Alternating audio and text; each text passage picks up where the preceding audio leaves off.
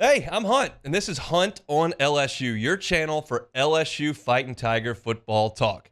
Enjoy the video. We want you to leave a comment below, hit that like button, and subscribe right below the video. Enjoy. Jaxson Dart, obviously we know about him as a 3-year starter now. Trey Harris, an outstanding wide receiver, great depth at the running back position. And then defensively, I think they're tops in the country. One of the top teams in terms of sacks. Love the linebackers, Paul, Daugherty, and then, of course, Ivy, Nolan, Walter Nolan. I think we all know about him in terms of what he's been able to do in this league. It's a very talented football team and deserving of their national ranking. That's Brian Kelly talking about the Ole Miss Rebels. I'm always fascinated by the head coaches. I've gone through dozens of Les Miles press luncheons back in the day. I've listened to Ed Ogeron intros on Monday press conferences. Brian Kelly. They're all very, very different people from very, very different backgrounds, very, very different coaching styles, communication styles, all of them very different. Yet all of them feel the need to come to the podium and just read out the depth chart of the other team and say how good they always are. It's the exact – I mean, I can tell you what it's going to sound like for Arkansas right now on Monday. It's just – it's just a – it's a waste of 40 seconds, generally speaking. But I wanted to get the segment kicked off with just some names of note there for the Ole Miss Rebels. Look, this is a good offense. I know that they struggled a little bit against Kentucky. I know that it wasn't the gaudiest stat sheet at South Carolina, but as Lane Kiffin noted in his press conference yesterday, Ole Miss only threw the ball once in the fourth quarter against South Carolina. That game was well salted away, and Ole Miss was in no position to try to do anything exciting. They were just trying to get out of there and get home. But this is a good offense. Lane Kiffin is an exceptional play caller. I think you all are well aware of that. At this point, Jaxson Dart this year is completing 73% of his throws. He's throwing for 350 yards a game. He's thrown 13 touchdowns and only 2 picks. He's really good. He's seen just about anything you're going to see to this point. He's been a starter for 3 years in Lane Kiffin's offense. He is really, at this point, kind of locking in on Trey Harris a little bit, probably more than Lane Kiffin would like. Maybe not. Maybe the goal is just to get Trey Harris the ball as many times as they possibly can during a game. But I don't know that I can recall, statistically speaking, an offense so slanted toward one wide receiver like this one is. Trey Harris has 52 catches on the year. Caden Lee is second on their team in catches. He's got 18. 52 to 18 is the disparity between the top receiver and the number 2 pass catcher on the team. Trey Harris has 885 yards receiving on the season. That's more than double anyone else. Juice Wells is second at 371. Harris is at 885. So they are feeding Trey Harris the football a ton at this point, and the question remains now, is he going to play? I've listened to Neil McCready and Chase Parham from RebelGrove.com. They do a great job covering Ole Miss, and I've heard them talk a little bit first back on Saturday and then again on Monday morning. I know Matt was on Neil's show earlier today. They recorded that, and they would suggest, as folks that are covering the team but don't know for sure what's going on, that if he does play, he's going to be severely limited. That's a pretty significant break for LSU if the leading receiver in the nation is not able to be himself on Saturday in Tiger Stadium. And the question is, will Jaxson Dart be able to pilot this thing if he doesn't have the guy that he's leaned on more heavily than anybody else over the last two months? Like, I'm not sure what the case is going to be. But look, Brian Kelly's very, very familiar with Jaxson Dart. He's coached against him twice here and even saw him as a true freshman back at USC. So Brian Kelly was talking about Jaxson Dart and whether or not the previous games that he's scouted Jaxson Dart help him entering this one. Yeah, there's some similarities there. Certainly, South Carolina, there's some run game there from the quarterback in South Alabama. Again, I think that this is much more about his ability to get the ball out on a timely fashion and certainly distribute, and he'll do a great job there. It's a fun offense to watch if you're not trying to play defense against it, because Lane Kiffin does a great job of getting people into seams, both vertically and horizontally, that put a lot of stress on defensive assignments and communication. And Dart has now been in the system long enough to really have a mastery of it and make sure that everybody's in the right spot and he's distributing things. Kelly, again, I talked about the development of Jaxson Dart. I saw him, as a true freshman at USC, and have seen his, physical and mental development. And, he's not afraid. I mean, he's fearless. And, it even seems when they need a big play, he's not afraid to tuck it and run and even have his number called to run the football. I just think he's a tough kid, tough-minded. He's not afraid of the bright lights. And, I think that's why, when you talk about the really, really good football teams, they're going to have a quarterback he's not going to shrink when the moment is big. That's Jaxson Dart. And so he'll be LSU's challenge on Saturday night. There's no two ways about it, because any way you slice it, whether Harris plays or doesn't, Dart's going to be the guy that's in charge of making that Ole Miss offense go. And I think we're going to talk about all different kinds of matchups in this game all week long. We're going to talk about Ole Miss's pass rushers against LSU's tackles. We're going to talk about LSU's ability to score with Ole Miss through the passing game.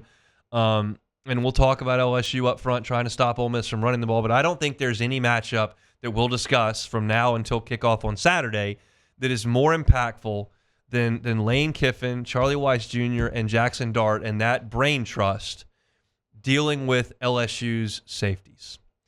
And LSU's safeties have been poor to this point. There's no two ways about it.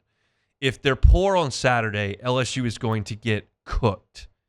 Because I said this last week, and I'll probably say it again as we move forward this week.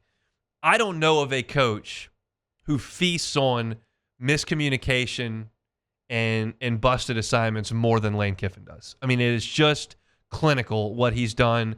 One at Alabama as a coordinator, and then since coming into the league as a head coach at Ole Miss, he picks on safeties. And Brian Kelly has called his safeties out in the media, saying they need more production from that position.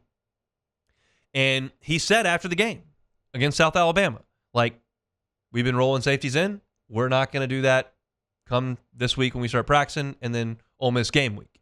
And now you're here. So they've got to decide what guys they want to roll with at the safety spot. And I'm just not real confident I can give you those answers. I haven't seen enough, honestly, from anyone to suggest they definitely need a spot. I can give you the case for Jordan Gilbert as a veteran to play. I can give you the case for Sage Ryan or Major Burns as a veteran to be out there because they've seen more. I can give you the case that Deshaun Spears is the most talented player and needs to be out there. Same thing goes for a young Kylan Jackson who hasn't played a ton. Jordan Allen has been out there and started some games. Is that a guy you feel the best? I don't know the answer to this. But Brian Kelly yesterday talked about the rotations and what they'll look like at LSU's safety spot. Well, I think we found them. I think it now becomes, for us more than anything else, is what do those rotations look like? And I think I said this last week. I don't think anybody's in a position that they're going to play 70 plays, right? So, what do those rotations look like? Is it a first, second down rotation? Is it a third down? Is it a nickel dime? Is it a pass rush situation? Is it a short yardage? So it's really kind of delineating out who's on the field in what situations. And I think we've got a better understanding of that, and it's much more clear, moving forward. Here's the point. If LSU had Jamal Adams, or they had Eric Reed, or they had Brandon Taylor, or they had LaRon Landry, or they had, even to go back to Jack Hunt, if they had Craig Steltz, that guy would be ready to play 70 plays. But when I hear him say nobody's ready to play 70 plays, that's not because guys are hurt or aren't physically able to play 70 plays. That, to me, sounds like you've got so many guys with limitations, you're just trying to limit the damage, quite frankly. And that is a scary spot to be in when you deal with an offense that creates as much chaos as Ole Miss can at times. We saw them run up 55 last year on LSU. Right down the field, constantly, all night. And LSU's got to find a way to stop that. And I just don't know what LSU's plan is personnel-wise, and honestly don't have a good enough grasp on how guys have performed to this point to tell you who needs to be out on the field. I just know that quote, when I hear it and I hear Brian Kelly say we don't have anybody that's ready to go out there and play 70 plays, that means this guy's not good on third downs. This guy's only good in short yardage stuff. This guy is better playing center field. This guy struggles in man coverage. This guy struggles in zone coverage. This guy doesn't know every coverage that we may want to check to. Like, there are obviously so many issues with each and every player, whether it's a talent limitation or a grasp of the playbook situation, or this guy doesn't tackle as well, but he does cover better. And so, like, there are limitations in this safety spot that I just don't know that can be fixed overnight. I'll tell you my hope as we bring this to a close. My hope is that the younger players continue to develop and become the best players. The real chance for significant growth and development from third, fourth, fifth-year players is pretty slim, right? Like, you're just not going to expect guys who have been in college for 5 years to have some crazy light bulb go on and they become the alpha back there. The better chance for development is a young player who gets his sea legs under him, who sees a couple of things, who makes a couple of mistakes early in the season, and then is the guy that LSU wants to see out on the field more often. I just mentioned all those names to you. Like, this is the exact same situation that Eric Reed went through back in the 2010 season, where he didn't play a ton early on, but he grew and he developed, and by the end of the season, when LSU played in that Cotton Bowl against Texas A&M, he and Tyrann Mathieu and Thorold Simon and all those freshmen running around the secondary making a ton of plays. And we know what that created the next year on that defense was one of the best secondaries, in my opinion, in the history of college football. But they weren't ready to do that in early September. Well, it's still early. It's early October. They've only played 5 games. But hopefully that's 6 weeks of development, and you start to see that talent kind of take over. I doubt LSU is going to go out there in the first quarter with Deshaun Spears and Kylan Jackson playing safety. I just don't think that the staff is going to put them in that position right out of the chute. I do think both those guys are going to play, and hopefully they make some plays and create some confidence and develop that as you move forward into the year. Make no mistake, this is a really good Ole Miss offense, and it's one that is going to stress probably LSU's greatest weakness at this point, which is the secondary play down in and down out. It's just something LSU's going to have to prepare for. They got an extra week, and they can be as healthy as they possibly can be through 5 games, but it's still concerning if you're in purple and gold. I think that's fair to say.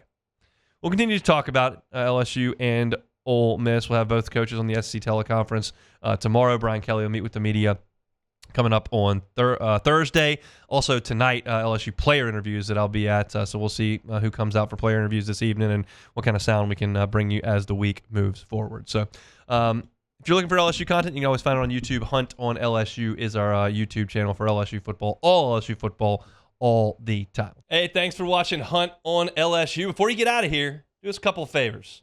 Hit that like button, leave your comments below, and subscribe to the channel for all your Fighting Tiger football talk. See you next time.